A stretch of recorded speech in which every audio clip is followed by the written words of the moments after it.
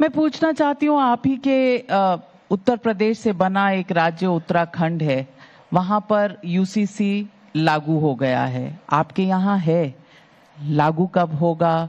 Administrative order कब आएगा? देखिए, उत्तराखंड के द्वारा यूसीसी लागू करना एक स्वागत योग्य कदम है और मुझे लगता है कि एक बहुत अच्छी पहल है। इससे केवल यूसीसी एक विवाह और विरासत से जुड़े हुए मुद्दों को लेकर के नहीं, मेरा मानना है कि उत्तराखंड का जो चैलेंज है लैंड जिहाद, उस पर अंकुश लगेगा और ये लगना भी चाहिए। देवभूमि को उसकी पहचान बनी रहनी चाहिए।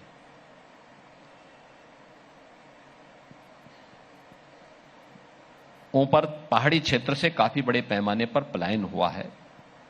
नौकरी रोजगार के लिए लोग नीचे मैदानी क्षेत्र की तरफ पलायन किए हैं और नीचे से जाकर के बहुत सारे विधर्मी तत्वों के द्वारा वहां जमीनों को कब्जा करने या जमीन खरीदने, इन सब पर एक पहल है लैंड जिहाद को रोकने की। यूपी जिस बीमारी से ग्रसित होने जा रहा था वह था लव जिहाद। हमने लैंड जिहाद नहीं है, मैं कह रहा हूं लव जिहाद से लैंड जिहाद था। ये वक्फ संशोधन की जो कार्रवाई प्रारंभ हुई है, उत्तर प्रदेश ने वक्फ अधिनियम में, नियमावली में हम लोगों ने बहुत पहले संशोधन कर दिया था और इसमें हम लोगों ने ऑलरेडी ये देखने की व्यवस्था की है कि जिन्होंने 1,27,000 से अधिक प्रॉपर्टी को यूपी के अंदर बताया था ये वक्फ की प्रॉपर्टी है, हम इसकी बहुत पहले जांच करा चुके हैं और ये 1,27,000 नहीं, कुल 7,000 थी। हमने कल केवल 7,000 प्रॉपर्टी आपकी है, शेष राज्य सरकार की प्रॉपर्टी है। तो उनकी लैंड जिहाद की प्रवृत्ति को तो हम लोगों ने ऑलरेडी कंट्रोल किया हुआ है।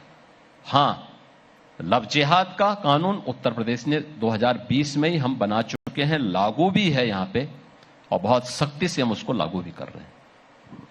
तो ये जो 1,20,000 1,27,000 से अधिक प्रॉपर्टी, हाँ, 7,000 उनकी, अब बची 1,20,000, तो ये सारी सरकारी नियंत्रण में आ चुकी हैं? राज्य सरकार के उसमें समाहित है, आ चुकी हैं। ये सब राज्य सरकार के राजस्व रिकॉर्ड का पार्ट बन गई है।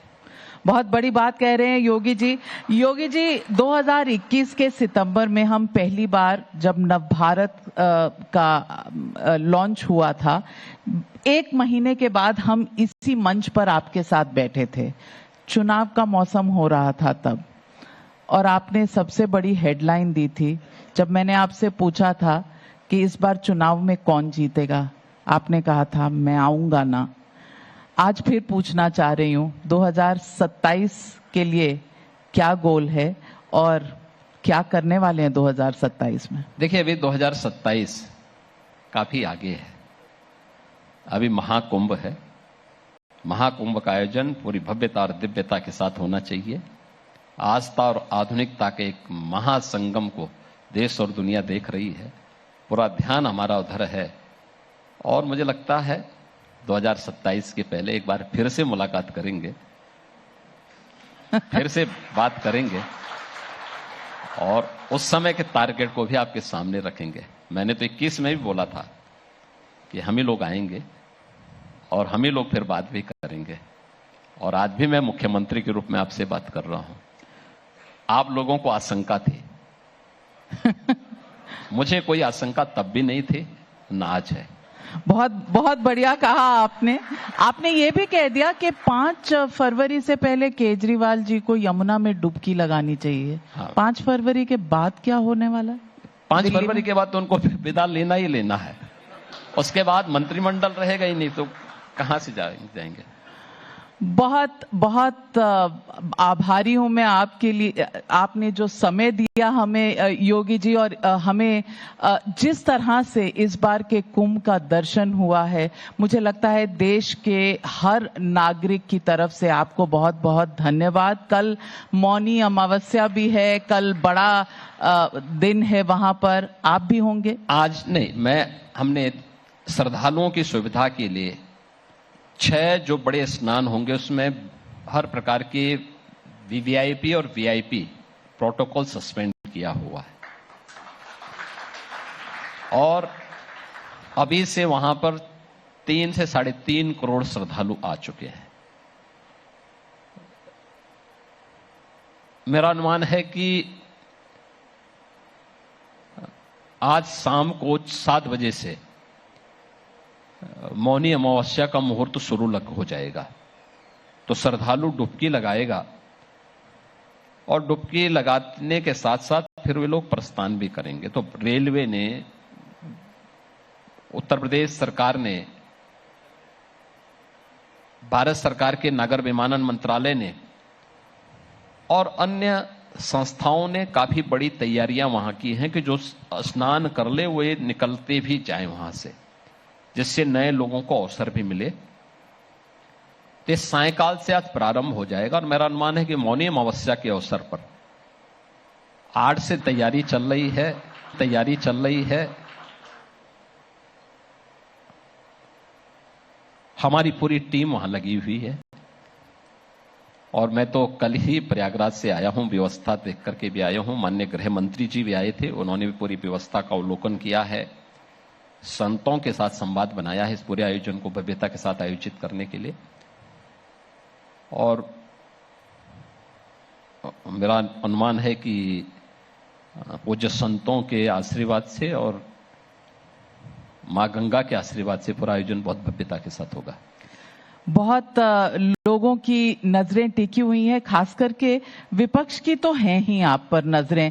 कह रहे हैं कुछ सही नहीं है, पॉन्टून ब्रिज नहीं है, व्यवस्था नहीं है, कह रहे हैं आपने स्पोर्टिंग इवेंट बना दिया है सारे अपने कैबिनेट को ले जाकर, श्रद्धा ऐसे नहीं होती। देखिए, आयोजन ऐसे ही होते हैं, और 2013 से लोग तुलना करें या 1954 से तुलना करें तो आयोजन कहां से कहां तक पहुंचा है। वो कहते हैं इंटरनेशनल अवार्ड मिला था 2013 में। इसीलिए तो आजम खां को बैरंग वापस आना पड़ा था एयरपोर्ट से। योगी जी, कंपटीशन तो चलता रहता है, ये लोकतंत्र की एक परंपरा है, लेकिन अगर आपसे दिल की बात पूछूं तो विपक्षी नेताओं में आपको ज्यादा पसंद कौन है, अखिलेश जी या राहुल गांधी? देखिए, दोनों एक ही सिक्के के 2 पहलू हैं। दोनों की उपस्थिति एक राज्य में है, एक दिल्ली में है। दोनों की उपस्थिति भारतीय जनता पार्टी के रास्ते को और साफ करता है। ये जितना बोलेंगे हमारे लिए उतना अच्छा एक रास्ता खुलता है। तो मौनी अमावस्या को इनको मौन धारण कर लेना चाहिए। देखिए, मौनी अमावस्या हम लोग तो एक योगी के रूप में भी और मुख्यमंत्री के रूप में भी, मैं मौनी अमावस्या की सभी श्रद्धालुओं को और पूरे प्रदेशवासियों को अपनी शुभकामनाएं देता हूं। बहुत बहुत धन्यवाद। मिल्कीपुर लेकर जाएंगे या? मिल्कीपुर हम लोग जीतेंगे। मिल्कीपुर तो 5 फरवरी को ही चुनाव होने जा रहा है, बीजेपी जीतेगी। हम 9 में से 7 जीते हैं, 10 में से 8 बीजेपी जीतेगी। बड़ी भविष्यवाणी की है योगी आदित्यनाथ जी ने, और आज बहुत बहुत दिनों के बाद आप इतने फ्री तरीके से हमारे से जो बातचीत कर रहे थे, ये थोड़ा बनाए रखिएगा, क्योंकि 27 तक बहुत बार आपके साथ बैठने। मैं वही कह रहा हूं कि 10 में से 7 का मतलब 10 में से 8, 10 में से 8 का मतलब बीजेपी पूरे आने वाले समय में